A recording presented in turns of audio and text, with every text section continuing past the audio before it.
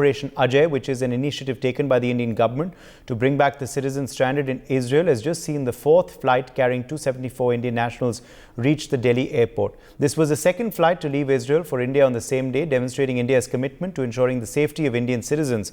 There are around 18,000 Indian nationals who live and work in Israel, including caregivers, students and several IT professionals. My colleague Arzu Seth has spoken to the people who have returned from Israel.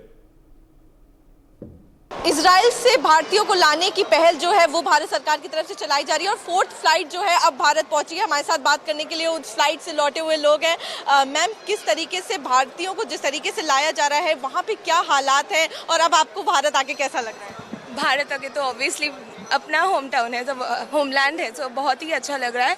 उधर situation Gaza border और Jordan Syria के side, not Jordan sorry, Syria के side पे बहुत ही ज़्यादा उनका tense situation है। But हमारे जेरूसलम में अभी सिचुएशन तो कह रहे हैं कि अंडर कंट्रोल में आ गया है इजराइल का सिचुएशन भी, बट स्टिल हमें डर लगता है डॉम्स के बाहर जाने में। हम यूनिवर्सिटी के डॉम्स के अंदर बहुत ही सेफ फील करते हैं क्योंकि हमारे सिक्योरिटी रहते हैं, अंदर सिक्योरिटी गार्ड्स है।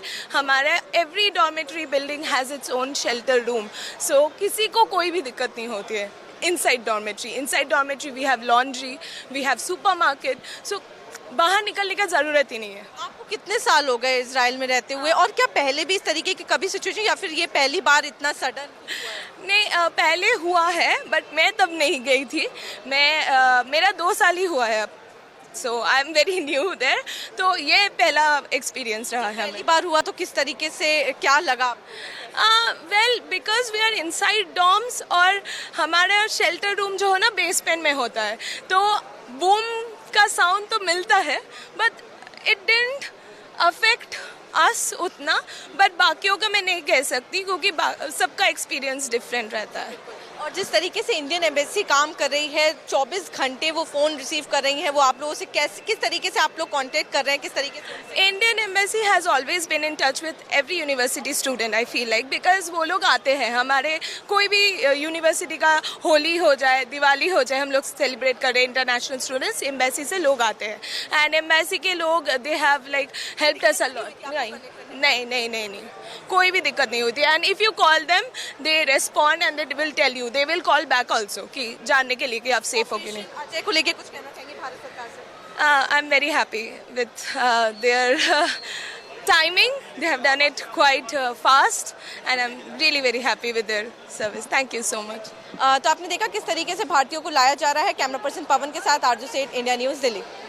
इजराइल से भारतीयों को लाने की पहल जो है भारत सरकार चला रहा है, ऑपरेशन अजय अंडरवे है और जिसको लेकर जो लोग हैं वो यहाँ आए हुए हैं। सर, आपको लाया गया है इजराइल से, क्या हालात हैं वहाँ पर इस वक्त, अगर आप बात करें वहाँ के? इजराइल के अंदरूनी हालात अभी तो थोड़े बेहतर हुए हैं, मतलब जो टेररिस्ट अंदर घुसे थे उन सबको एलिमिनेट कर दिया गया है ऑलमोस्ट। कुछ एक एरिया हैं जो गाज़ा बॉर्डर के आसपास के हैं, उसमें थोड़ा सा सेंसिटिव है कंडीशन, पर बाकी जगहों पे स्थिति सुधर रही है। पर बॉर्डर पे जो कॉन्फ्लिक्ट है वो और भी इंटेंस होने की उम्मीद है। तो गाज़ा स्ट्रिप पे और साथ में जो नॉर्दर्न बॉर्डर है इजराइल का, वहाँ पे कॉन्फ्लिक्ट और भी ज़्यादा इंटेंस होगा, ऐसा मेरा प्रेडिक्शन है। But Israeli government, Israeli army जो है इट्स वेरी स्ट्रॉन्ग, तो मुझे पूरा कॉन्फिडेंस है कि वो इसको कंट्रोल कर लेंगे। आपको सर कितने साल हो गए इजराइल में? इस तरीके के हालात क्या पहले भी कभी बने हैं? मैं इजराइल में लगभग 6 साल से हूँ और जेरूसलम में अगर बात करूँ तो ऐसे हालात मैंने कभी नहीं देखे। एक बार ऐसा हुआ था कि एक बार सायरन बजा था जब वहाँ पे रॉकेट अटैक हुआ था, and that was also by mistake, but this time they targeted Jerusalem also. और पहले दिन शनिवार के दिन तो उन्होंने लगातार रॉकेट भेजे और 7 बार वहाँ सायरन बजा।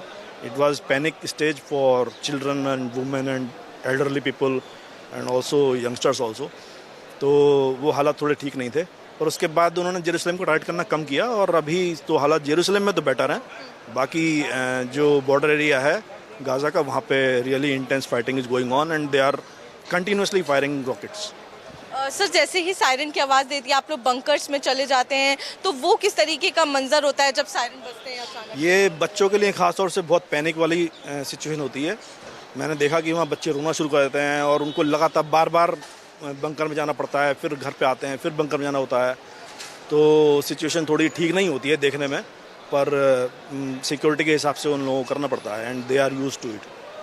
बिल्कुल। और सर, भारतीयों को लाने के लिए भारत सरकार पहल चला रहा है ऑपरेशन अजय, उसको लेकर भारत सरकार से क्या कहना चाहते हैं? मैं भारत सरकार की जो है तारीफ़ करूंगा। इस मामले में बहुत सराहनीय काम कर रहे हैं और वो ऐसा पहले करते भी आए हैं। जहां भी कॉन्फ्लिक्ट जोन थे वहां से उन्होंने इवैक्यूएशन किया है और इसी वजह से जो वहां का इंडियन डायस्पोरा था उसको पूरा कॉन्फिडेंस था कि अगर सिचुएशन बिगड़ेगी तो हमें पता है कि मोदी गवर्नमेंट जो है वो हम लोगों को वहाँ से इवैक्यूएट करेगी। तो देखिए, जिस तरीके से भारत सरकार की तरफ से पहल चलाई जा रही है ऑपरेशन अजय और लोगों को लाया जा रहा है, वो बता रहे हैं किस तरीके के वहां पर हालात हैं, लगातार इंटेंस हो रहे हैं और इसी वजह से जिस तरीके से भारत सरकार ने ये पहल चलाई है वो उनका धन्यवाद करते हैं। कैमरा पर्सन पवन के साथ आरजू सेठ। For more such videos, subscribe to the NewsX YouTube channel, hit the bell icon.